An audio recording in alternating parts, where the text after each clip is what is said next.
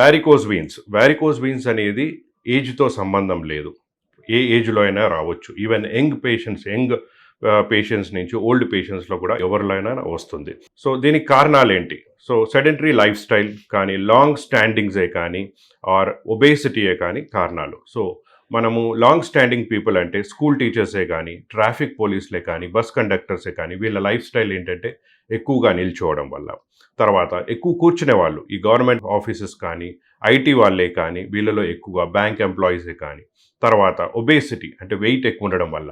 ఇదే కాకుండా young ఫీమేల్స్లో pregnancy తర్వాత కూడా ఈ రక్తనరాలకు సంబంధించిన వీక్నెస్ వచ్చేస్తుంది. బేసికల్గా ఏంటంటే మనకి కాళ్ళలో సప్లై అయిన రక్తాన్ని ఆర్టరీ అంటాము. సో రక్తం సప్లై అయిన తర్వాత వెయిన్ ద్వారా రక్తం అనేది మళ్ళీ పైకి రివర్స్ వెళ్ళిపోతుంది. సో రావడం అనేది మాత్రం హార్ట్ పంప్ చేస్తుంది. బట్ వెళ్ళాల్సిన రక్తము మన మజిల్స్ కాంట్రాక్షన్ వల్ల, రక్తనరాల్లో ఉండే ఆ స్ట్రెంగ్త్ వల్ల పంప్ అవుతుంది. సో ఈ లాంగ్ స్టాండింగే కానీ, లాంగ్ సిట్టింగే కానీ, వెయిట్ ఎక్కువ ఉండడం వల్ల ఈ రక్తనరాలు అనేది వాల్వ్స్ అనేవి వీక్ అయిపోతాయి. వీక్ అయిపోయినప్పుడు వచ్చిన రక్తాన్ని అంతా పంపు చేయలేక ఆ రక్తం అనేది కాళ్ళలో నిలువుండిపోతుంది. నిలువుండిపోయినప్పుడు ఆ రక్తనరాలు అనేది ఉబ్బుతాయి. ఉబ్బి మనకి కాళ్ళలో బయటకు కనిపిస్తూ ఉంటాయి. దాన్నే వ్యారికోజ్ వీన్స్ అంటాము. సో వీళ్ళలో ఈ ప్రాబ్లమ్స్ అనేది ఎక్కువగా ఉంటుంది. వీళ్ళు ఏం ప్రాబ్లంతో ప్రజెంట్ చేస్తారు మనకి అంటే వాళ్ళకి ఏం ఇబ్బందులు ఉంటాయి ఈ వ్యారికోజ్ వాళ్ళలో కాళ్ళ రక్తనరాలు ఉబ్బి ఉంటాయి. పిగ్మెంటేషన్ అంటే డిస్కలరేషన్ అనేది వస్తుంది. కాళ్ళలో వాపులు ఉంటాయి, తిమ్మిర్లు వస్తాయి, మంటలు వస్తాయి, మజిల్ క్రాంప్స్, పిక్కలు పట్టుకుపోవడం అనేది ఉంటుంది. అంటే నొప్పి కంటే కూడా కాళ్ళలో ఒక కైండ్ ఆఫ్ అనీజినెస్ అంటే కాళ్ళు దిమ్మగా, టైట్గా, బరువుగా, అలసిపోయినట్టుగా, టైర్డ్గా ఉంటారు.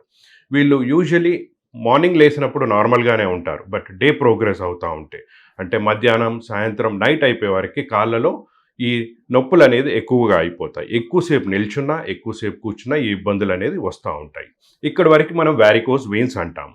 సో వ్యారికోజ్ వీన్స్ వల్ల వచ్చే కాంప్లికేషన్స్ ఏంటి? సో వ్యారికోజ్ వీన్స్లో అయితే ఏమవుతుంది అంటే కాంప్లికేషన్స్ అలానే నెగ్లెక్ట్ చేస్తే ఆ రక్తం అలానే నిల్చుండిపోవడం వల్ల కాళ్ళలో ఆ బ్లూయిష్ డిస్కలరేషన్ అనేది పెరిగిపోయి చర్మం పాడైపోయి దురద మొదలవుతుంది. దురద మొదలైనప్పుడు స్లోగా మనము ఆ స్క్రాచింగ్ అనేది చేసినప్పుడు స్లోగా స్కిన్ అనేది డ్యామేజ్ అయిపోయి అల్సర్స్ ఫామ్ అవుతాయి. ఇన్ఫెక్షన్ అవుతుంది అంటే సెల్యులైటిస్ అంటాము.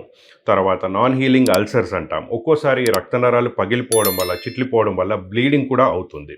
సో ఇవన్నీ కారణాలు. ఇందులోనే రక్తం నిలబడిపోవడం వల్ల డీవీటీ అంటే బ్లడ్ క్లాట్ కూడా అవుతుందన్నమాట.